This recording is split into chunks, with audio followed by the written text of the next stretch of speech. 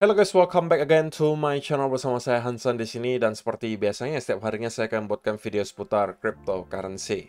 Apa kabar kalian hari ini semuanya? Semoga dalam keadaan yang baik-baik saja walaupun market sedang dalam keadaan merah padam teman-teman, terutama mungkin untuk altcoin. Nah, saya akan menjadi orang yang pertama yang mengakui bahwa analisa saya di video kemarin itu salah, teman-teman, di mana saya expect sebenarnya Bitcoin justru mengalami kenaikan atau melanjutkan kenaikan dari sana, dan rupanya skenario tersebut tidak terjadi dan kita terinvalidasi. Namanya analisa, teman-teman, itu berdasarkan probabilitas. Saya mengerti analisa saya itu kemarin salah dan saya harus akui hal tersebut.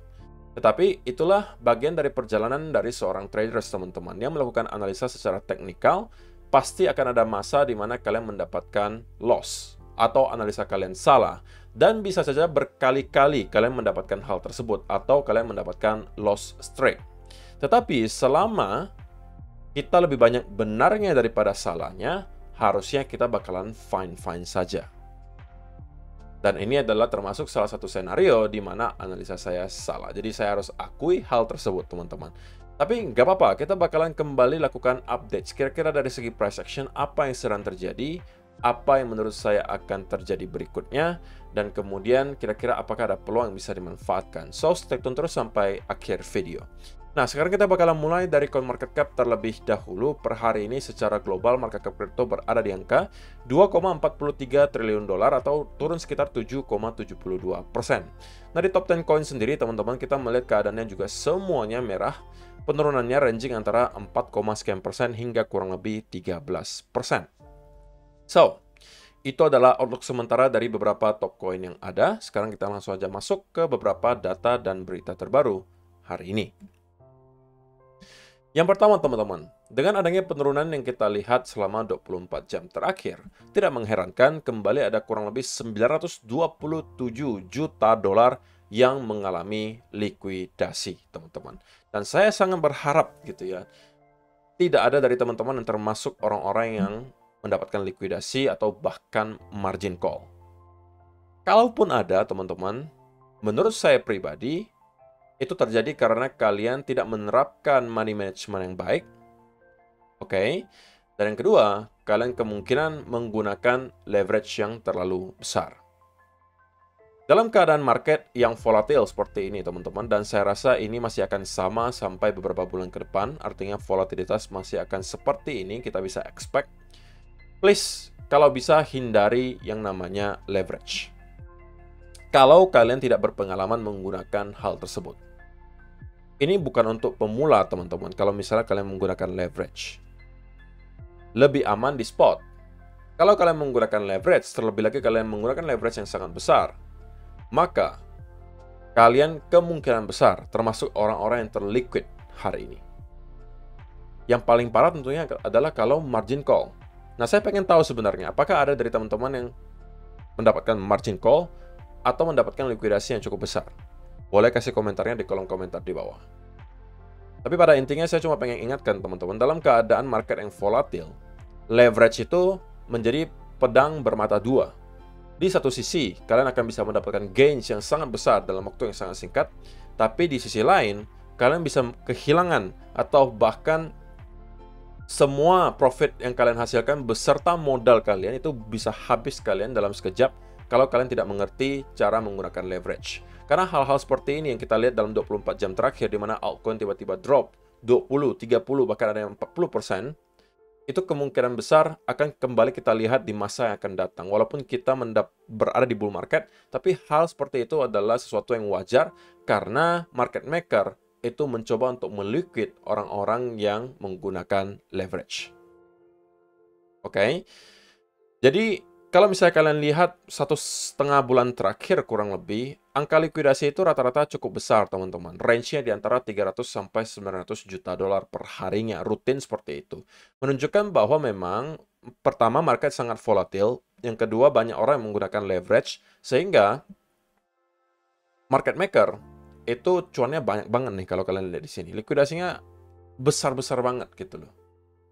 Dan kalau misalnya kalian tidak mengerti cara untuk buka posisi, cara untuk menerapkan stop loss, take profit, bagaimana cara menyeting leverage, dan lain seterusnya, please hindari hal tersebut. Stick with the spot market. Dan kalaupun kalian mau menyerok, sekali lagi, mungkin sekarang pilihannya lebih baik adalah kalau misalnya kalian nyeroknya di spot terlebih dahulu. Gitu ya.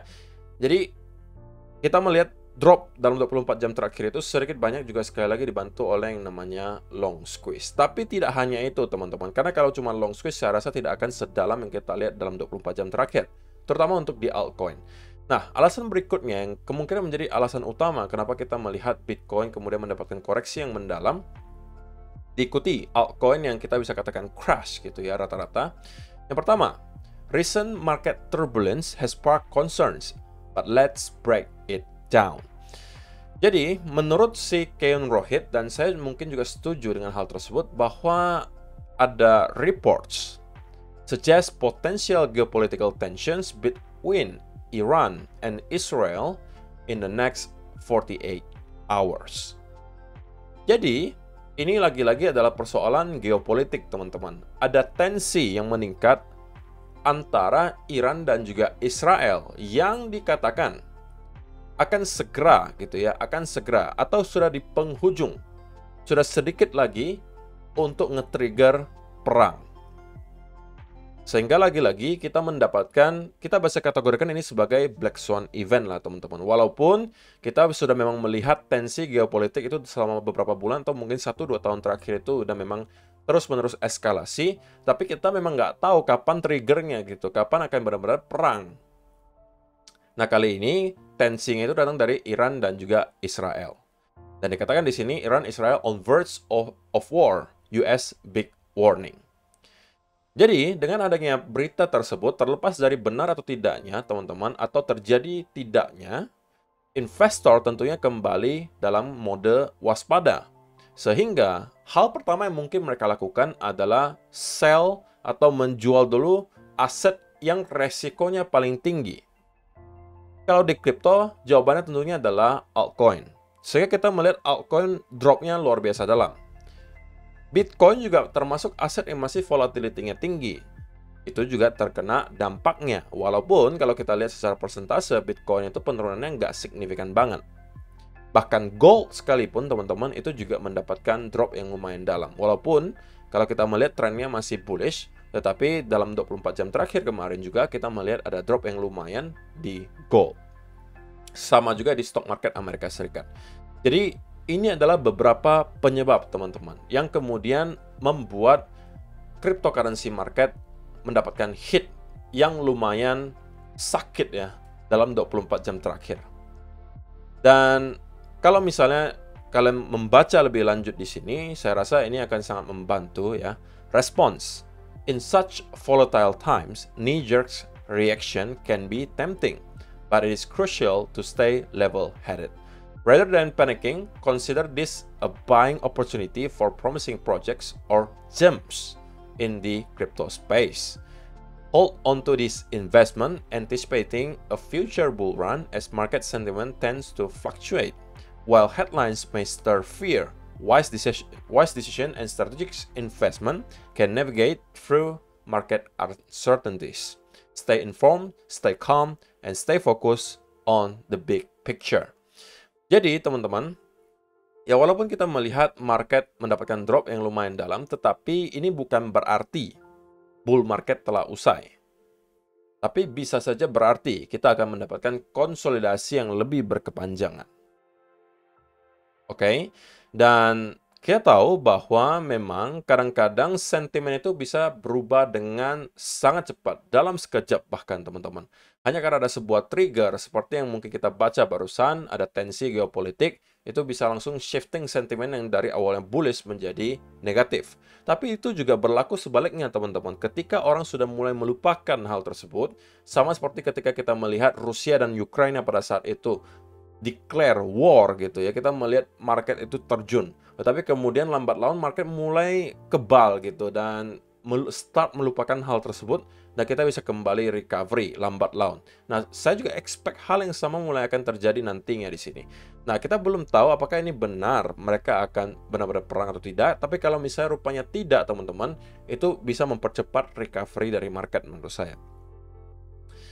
Tapi juga, selain itu teman-teman, kita melihat stok market Amerika Serikat juga mengalami drop. Nah, kita tahu bahwa stok market Amerika Serikat itu pengaruhnya masih cukup besar terhadap pergerakan Bitcoin. Dan saya sudah sampaikan nih berkali-kali bahwa ketika stok market Amerika Serikat itu performanya buruk atau mendapatkan koreksi yang cukup dalam, maka kita bisa expect Bitcoin juga kemungkinan melakukan hal yang sama. Nah, itulah juga yang terjadi per hari ini. Sehingga teman-teman, dengan berbagai akumulasi alasan yang saya sampaikan barusan, itu membuat Bitcoin mendapatkan koreksi yang cukup dalam. Tapi di balik semua hal tersebut teman-teman, yang kita bisa kategorikan sebagai hal yang negatif, perlu saya ingatkan kembali bahwa teman-teman, minggu depan kita sudah akan menghadapi halving. Yang kedua, kita kemungkinan sudah akan melihat Hong Kong itu resmi nge-approve spot Bitcoin ETF-nya. Jadi di balik semua hal yang negatif tadi, masih ada berbagai katalis positif yang kemungkinan bisa kembali mengubah sentimen dari yang awalnya negatif atau bearish menjadi bullish.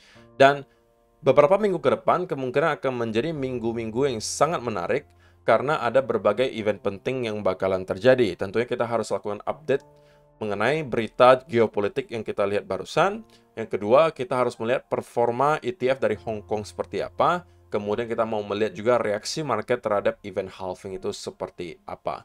So, kita kemungkinan akan disuguhkan tontonan yang sangat menarik dalam beberapa minggu ke depan atau bahkan berbulan-bulan ke depan.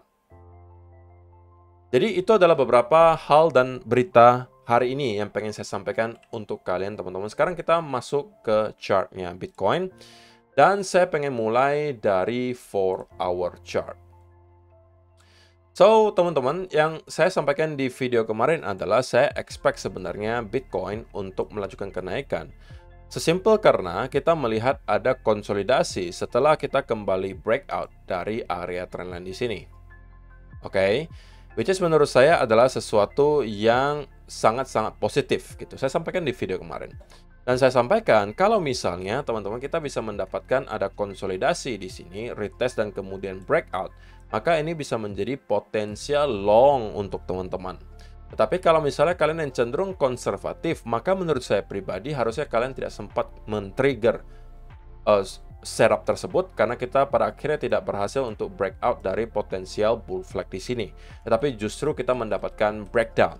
Dan saya sampaikan bahwa invalidasi dari senario bullish kita adalah apabila kita mampu jebol dan close di bawah area 69.000. Dan kita tidak hanya jebol di bawah 69.000, tapi kemudian mendapatkan sebuah candle yang cukup panjang ke bawah dan sempat menyentuh ke kurang lebih area $65.000 sebelum pada akhirnya kita sekarang mendapatkan sedikit rebound akibat kita mendapatkan adanya area support yang sebelumnya juga terbukti sangat kuat teman-teman di sini. Nah, tetapi kekhawatiran saya yang pertama adalah kita sekarang sudah mendapatkan breakdown dari area trendline di sini, teman-teman. Kita breakdown dan sekarang sedang tahap retest. Nah, senario paling idealnya adalah tentunya kita mau segera Bitcoin untuk kembali reclaim di atas area tersebut untuk membuat breakdown di sini menjadi sebuah fake out. Sama seperti yang kita lihat di sini. Kita break out, tapi dengan segera kita kembali close di bawah area tersebut. Jadi kita bisa kategorikan ini sebagai fake out. Ini juga sama. Nah, kita juga mau melihat hal yang serupa terjadi di sini, teman-teman. Kita mau melihat Bitcoin kembali close di atas area tersebut, atau baik lagi kita kembali breakout di atas area 69.000. Karena kalau semakin lama kita mendapatkan konsolidasi di bawah area ini, maka semakin besar chance bahwa kita akan breakdown dari area tersebut dan kemungkinan kali ini kita akan menuju setidak-tidaknya area 60.000 atau bahkan break di bawah area tersebut menuju ke 55 atau bahkan $50.000. Jadi area krusial yang kali ini harus dipertahankan oleh para bulls adalah area 65.000 sampai 4.500 $. Itu kurang lebih adalah area range-nya yang menurut saya kalau misalnya mampu kita jebol, maka kita akan melihat pelanjutan penurunan yang lebih signifikan dan menuju setidak-tidaknya ke area $60.000 atau bahkan break di bawah area tersebut. Nah, seperti yang saya sampaikan tadi teman-teman, bahwa sebenarnya dari segi persentase sendiri, penurunan yang kita lihat di Bitcoin itu ya mau dibilang signifikan juga enggak gitu ya. Penurunannya hanya kurang lebih 8,5% kurang lebih. Tetapi yang mungkin membuat sebagian orang itu panik adalah karena melihat altcoin-nya rata-rata yang terkoreksi sangat-sangat dalam. Dan saya juga mendapatkan hit yang cukup besar teman-teman, karena ya saya juga mempunyai portofolio di altcoin. Tapi bagi saya itu sesuatu yang wajar teman-teman. Itu adalah bagian dari perjalanan. Kalau misalnya kalian tidak bisa menghandle emosi kalian ketika hal-hal seperti ini terjadi, maka kemungkinan besar kalian juga tidak akan bisa hold project altcoin long term. Karena altcoin itu teman-teman, pergerakannya bisa sangat-sangat volatil. Bisa drop kurang lebih 30%, 40% dalam satu hari, seperti yang kita lihat mungkin dalam 24 jam terakhir. Tapi di sisi lain, kita juga bisa melihat kenaikan sampai ratusan persen per harinya. Nah, itu adalah sisi lain dari altcoin gitu loh. Nah, kalau misalnya kalian tidak siap dengan volatility tersebut, dan kalian selalu panikan setiap kali ada koreksi 20, 30, 40% itu terjadi, maka kalian akan sangat sulit untuk dapat hold altcoin secara long term. Karena itu akan selalu terjadi dan kemungkinan masih akan terjadi beberapa kali di cycle ini. Walaupun kita di bull market, tapi di pertengahan jalan selalu akan ada percobaan untuk meliquid sebagian besar orang yang menggunakan leverage dan menakut-nakuti gitu ya para investor untuk kemudian menjual aset mereka dan bisa dijadikan sebagai liquidity untuk para whales yang mau masuk. Gitu ya. Jadi itu perlu kalian camkan di benak kalian. Bahwa volatility adalah sebuah hal yang wajar di cryptocurrency, terutama di altcoin. Dan kalau misalnya kalian tidak mampu untuk menghandle secara emosi, ketika kalian mendapatkan ada kenaikan yang sangat signifikan dan juga penurunan yang kita lihat 20, 30, 40%, maka kalian sepertinya kurang cocok untuk berinvestasi di altcoin. Karena berarti kalian hanya siap untuk kenaikannya, tapi tidak siap untuk volatility penurunannya. Dan market doesn't work that way, teman-teman. Gitu ya. Jadi kalau misalnya sekarang kalian mendapatkan ada harga yang sangat menarik di altcoin, kalau saya pribadi saya masih jadikan ini sebagai peluang untuk buy ya teman-teman. Saya pribadi, oke? Dan saya mencari setup-setup yang tentunya atau project-project yang sebelumnya terlihat performanya baik, resilience, dan kemungkinan besar ketika nanti market kembali rebound, mereka jugalah yang kemudian akan duluan rebound dengan kencang, barulah yang lain-lainnya start mengikuti. Jadi itu mungkin nanti akan saya bagikan juga di VIP Room. Untuk teman-teman yang sudah berada di VIP Room, mohon bersabar saja. Beberapa waktu terakhir saya mempunyai banyak sekali kesibukan sehingga tidak sempat untuk terlalu rutin melakukan updates. Tapi kalian juga mengerti bahwa saya sampaikan di updates terakhir bahwa saya juga melihat market belum dalam keadaan yang optimal gitu. Sehingga saya belum mau terlalu agresif masuk kembali ke market. Dan sebenarnya saya saving gitu ya, atau menyelamatkan kalian untuk loss uang karena kalian tidak masuk di saat yang kurang tepat. Jadi pengetahuan itu juga menurut saya penting gitu, bahwa tidak harus setiap saat kita berada di market. Dan kadang-kadang memang berada di luar market atau wait and see itu adalah jalan terbaik.